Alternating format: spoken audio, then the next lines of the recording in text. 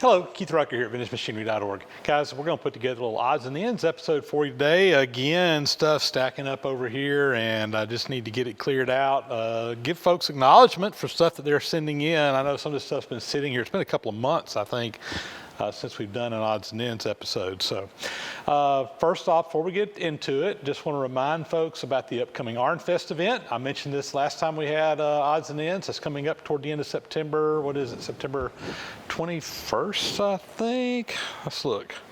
So the 23rd through the 26th of September 2021, ArnFest will be up in the Crystal Lake, Illinois area, also the Illinois Railway Museum in Union, Illinois. If you're interested in attending, it's going to be at arnfest.com. You can go register. That's ARNFEST.com. Should be a good time. I've talked about this a lot of times in the past, and I'm really looking forward to going. Right now, plans are they're going on with the event.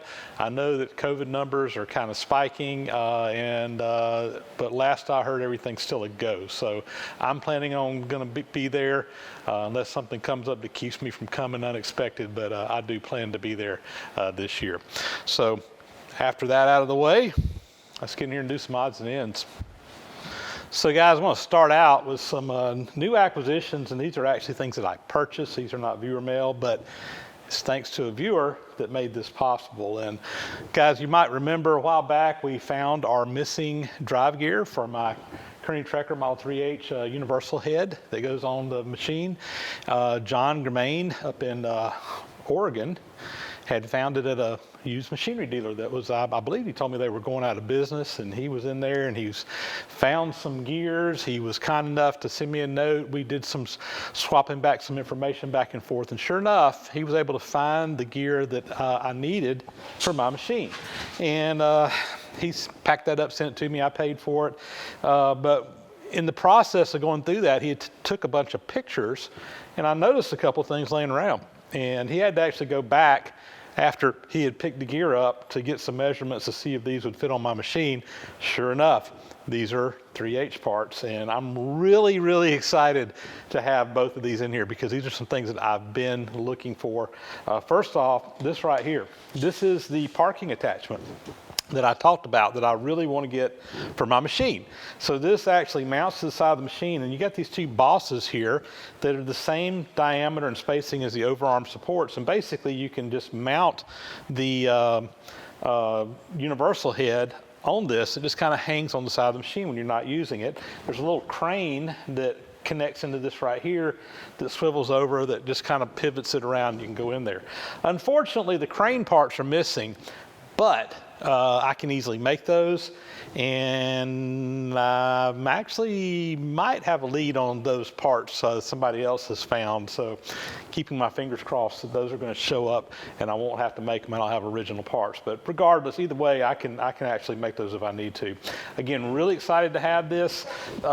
These parking attachments for the 3H machines are not very common.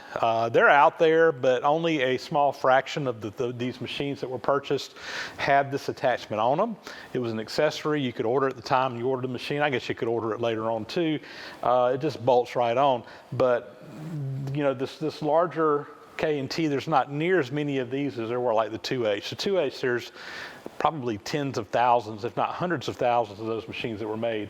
There were not near as many of the larger Model H's made or Model K's made, so a lot less of these out there. So I'm really, really excited to have that. The other thing that's even rarer than this is this attachment over here.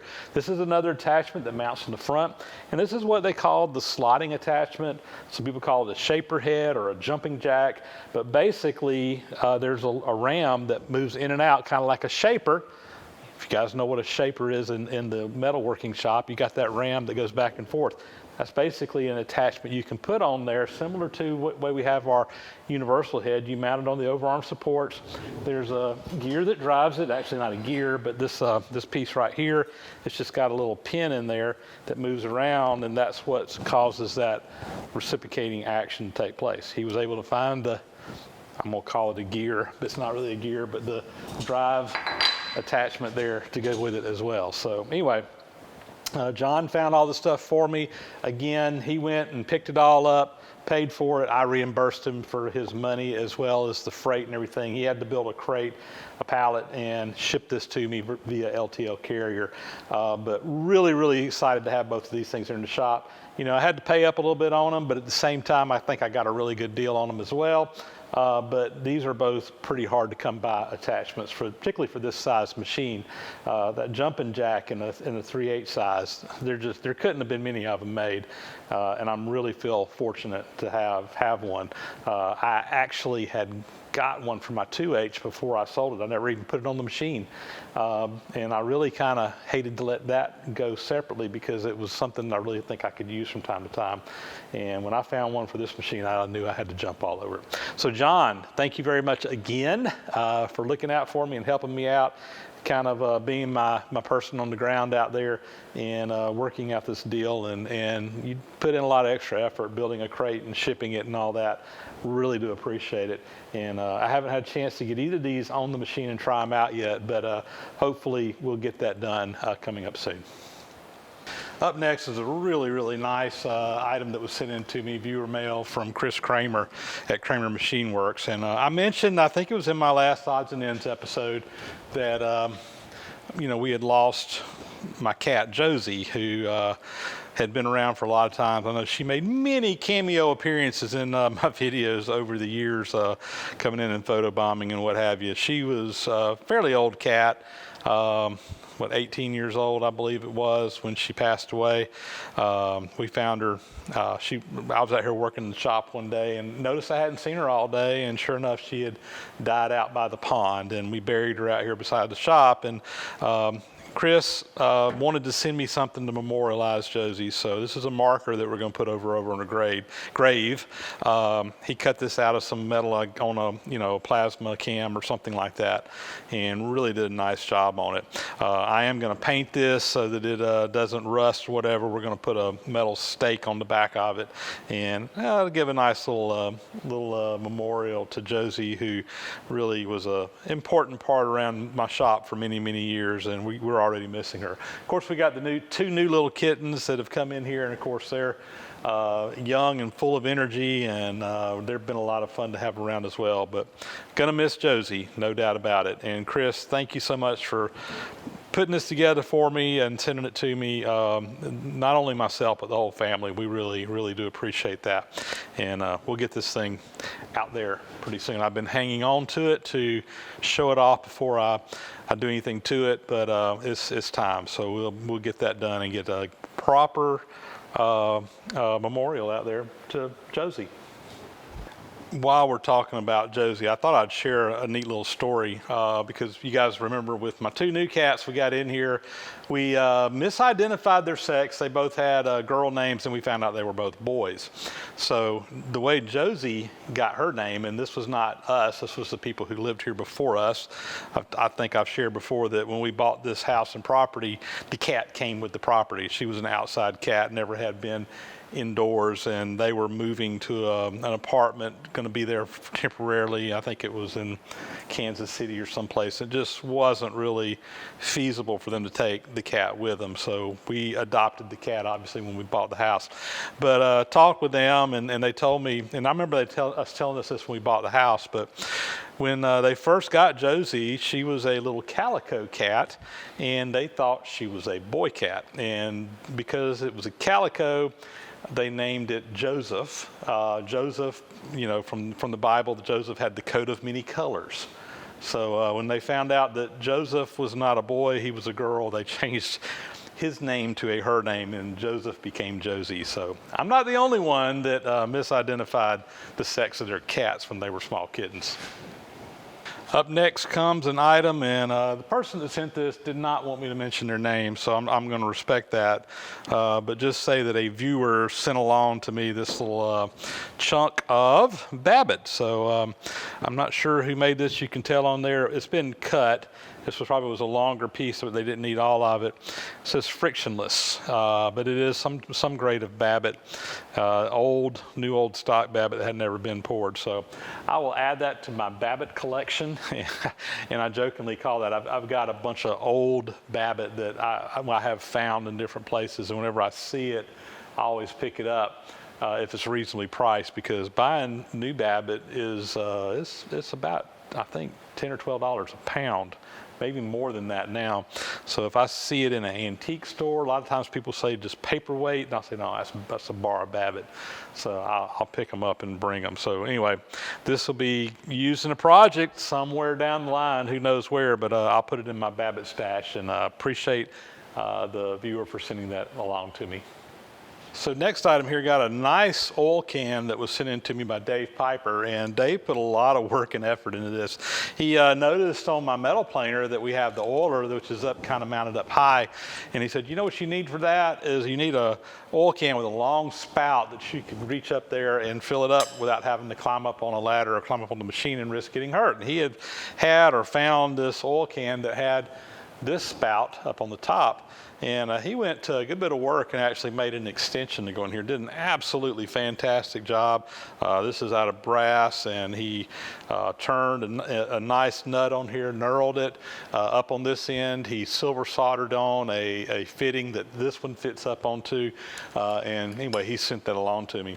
It's kind of funny because he was kind of giving me play-by-play commentaries as he was working on this thing. And he says, all right, I got it all finished. And he said, I'm going to try it out. And when he did, he realized that the bottom was leaking in the oil can, so he ended up having to put a new bottom in this as well. So he had a piece of metal and actually silver soldered a new bottom on this. So he went to a lot of time and effort to put together this oiler, and I'm really, really happy with it. I haven't actually tried it out yet, but this will be great for being able to reach up there and put oil into that oiler without having to climb up on something to do it. So anyway, thank you very much, Dave. Very nice gift, and this will be great to go with the metal planer. Next up, we got a set of horizontal milling cutters, and these were sent in by Ray Coleman up in Ashland, Massachusetts. And Ray had these laying around, didn't think he could use them, and wanted to know if I would like to have them. And this is a really nice, these are side milling cutters, so they not only cut on the tops, but they cut on the sides, and it's a matched pair. They're the same diameter and everything. So, you know, if you ever had a need to do some gang milling on a piece, like say you were cutting a tongue on something, you could set up two of these side by side and just go right across them. They'd be matching cutters. So very nice collection here. I've got over in my cabinet a bunch of horizontal mill cutters, and we will put these in there, add them to the collection. And like I always say on tooling like this, you never know what you're going to need until you need it. So anytime I can pick this kind of stuff up, I like to have it. May never use it, but at the same time, you always have a need for some kind of special tooling, and it's a lot nicer when you can go over there and find it in your inventory rather than having to go search out special cutters for something like this. So again, so to Ray, thank you for thinking of me and sending those along. And anyway, we'll get these put up. Thank you. So up next, we got an item sent in by Tony Leonard out of Bartlett, Tennessee. And what this is this is the screw, I believe it's out of a valve, some type of big valve, like a water pipe valve or something like that, where it was a gate valve that you could open and close. I think that's what it is. He said his father-in-law had picked it up at a construction site several years ago. He had no use for it. It's just been taking up space, and I want to know if I could use it. And while I will probably never use this piece as a valve, there's a lot of really good brass in there that will, I'm sure, get used in some project somewhere along the way. So that was the main reason I took this. This is just basically material, but it looks like yellow brass that this is made out of, which is a really nice material and fairly expensive if you got to go buy a piece to make something out of. So I'm going to put this over in my stockpile, and you know, you cut those threads off, that's at least 1 inch diameter in the root down there, and you got some extra material up here, even thicker. So I'm sure that this is going to get cut up and used somewhere along the way. So Tony, thanks a lot for sending that along. That's going to save me some money for a project one day, I am quite sure. And anyway, thanks for thinking of me and sending it in. So up next, Not really shop related, but glad to get it anyway. So Scott Volage had sent me some beef jerky a while back. He makes this stuff and does a lot of horse trading and swapping around with it, but he sent me a little bag of beef jerky. Thank you, Scott. I love this stuff. I'm snacking on it while I'm shooting this video, and it's good stuff. Again, no real shop stuff going on here, but hey, you got to keep your energy up while you're working in the shop, and this stuff is perfect for it. Thank you, Scott. Up next, got some books that were sent in, and you know, I'm getting old and I don't remember things as well as I used to. The person who sent this did not have their name anywhere on the package. It came from Oregon. I think that John Germain, who helped me with the other stuff, is the guy who sent this in. I seem to recall that he told me he was going to send me some books, but I tried to find it in my emails and stuff, and I couldn't find it. I may be wrong on who, I may be giving credit to the wrong person. If I am, I apologize. But anyway, regardless, we got some books in. So we got some, this is hydraulic data, so a reference book on all kinds of hydraulic information. And the other ones are some of these international library books. These are basically like correspondence courses that you could buy books for and study up on and do things. Back in the day, it was really common to do these correspondence courses, and this company had a whole series of books that you could buy in these correspondence courses. International Textbook Company down here. It says on here, but these are on electric welding 1 and electric welding 2. And I've actually got a bunch of books, little books like this in this series. I don't think I've got these two. You can tell their number down here. This is 604 and 605. You know, they probably had hundreds of different books that they offered. I think in my library, I probably got 30 different versions or different, you know, volumes of this stuff. So anyway, interesting to have, and it's got a lot of really good information in them as well. So thank you very much to whoever sent those along. So next item here comes from my buddy Nils Lima. Nils has been to my shop on multiple occasions. He is an electrician by training, does a lot of industrial control work, and he has really helped me out over the years. He travels from up north down to Florida, usually a couple of times a year, and will often stay over in the Tifton area on his trip going up or back and come by the shop. And he has actually helped me out on several things over the years, doing electrical wiring, control wiring, stuff that I need a little bit of help with. He'll come in here and really just kind of help me take care of that. And when Nils was, you know, when I was working on my metal planer, getting the switches and everything on there, he says, you really need to find some antique switches that go on that machine to make it look more period. And I couldn't agree with him more. And, you know, both of us were kind of searching around on eBay and different places trying to find an appropriate looking switch to put on there, push button station. And he came across something in some of his stuff, which were these push button stations right here. Which are really, really cool. These are obviously a very old, you know, start, stop, which is basically the way I have it on there, but there's also got this little indicator light that will light up whenever everything's on. So in addition, he sent along a couple other little goodies. We got some little blocks here. These are just where you can junction boxes to hook wires up. This is an off-on switch. That's kind of cool. And these aren't really that old, but still nice to have, you know, good heavy duty switch there. I think it's got some screws rolling around there, and there's another little lighted switch there. So main thing he was sending me was this, but he went ahead and filled the box up with some other goodies as well. So I am planning on trying to mount this on the metal planer and using this as my control station. I think it will look a lot more period than what is on there now. Challenge I've got, and it's not a big deal, but these, he said, were just kind of mounted on a big plate on a control panel, so there wasn't an enclosure or anything like that for it. So, and this is an oddball size, so I'm going to basically have to build an enclosure to mount this to be able to hook everything up. But again, I don't think that's going to be a major problem. I've actually got a guy here in town that does a lot of sheet metal work and that kind of thing. I may get with him and see if he can build me an enclosure that we can mount these on, and that'll be a nice upgrade to what's currently on the machine. So Nils, thank you very much, and looking forward to having you come back by the shop someday. I've got a list of things I need your help with, so when you're coming back through, stop by. Well, I think I've worked through all my stuff over here, and I got another episode of Odds and Ends in the books. So just a couple of things before we wrap up. Again, number one, don't forget about the ArnFest event. If you're interested in that, get registered, come on out. Would love to see some folks out there.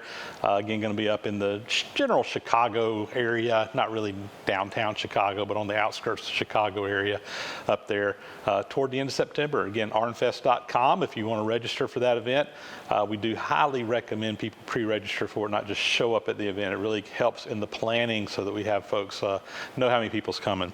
Other thing, I always feel a little bit funny about doing this, but I still do it from time to time. But remind folks about the opportunity to help out with Vintage Machinery through sponsoring through Patreon. So Patreon is a group that we use to kind of where people want to give a little bit of something extra to the channel to kind of help things out. And what I always tell folks is if you feel like you get value out of the content that I'm creating, and you are in a position where you can kick back a little bit of something, consider making a monthly contribution through Patreon. The money that we get on that, I take all that money, it gets reinvested back into the shop and reinvested into projects and reinvested into basically the content that I'm creating here to send stuff out so you guys can continue watching YouTube videos. It's completely optional, guys, but it really, really, really does make a big impact, and it makes a big help. You know, yeah, we make a little bit of money off of YouTube, off of advertising and so forth, but it's not as lucrative as some people think that it is. I'll just put it that way. And the more continuous funding that we get on a monthly basis through sources such as Patreon, in many ways is really more valuable to really, and I'm speaking for YouTube creators in general here, it's a lot of times really more valuable than the little bit of revenue we get off of YouTube, because it's a little bit more dependable. You kind of have an idea of what you're going to get each month. With YouTube, it's highly variable, depending on what they're able to charge for advertisements from one month to another, and it seems like it's constantly going down and down and down and getting less and less. So again, you know, I tell people I'm not doing the videos just to make money. I've got a full-time job outside of working here and doing this kind of work, but honestly, guys, you know, being able to get a little bit of something out of this it is an incentive for me to keep coming out here and doing this stuff. So again, if you're in a position where you can kick something in, even if it's just $1 a month. If enough people give you $1 a month, you know, if every single subscriber or every single person that watches my videos were to just give me 50 cents a month, I could retire from my full-time job and just do YouTube content. You know, but it's only a tiny fraction of you guys that do that. And to the ones that are helping out on Patreon, thank you, thank you, thank you. I don't say that enough. I probably don't do enough for you guys. I just try to keep my head above water making videos. But again, help out if you can. If you can't, completely understandable. Keep watching anyway. We want you around. And when I say this again, I'm not just saying it for myself, but any YouTube channel that you watch, any creator out there that you watch, and you feel like you get value from them, give something back, even if it's just a small amount.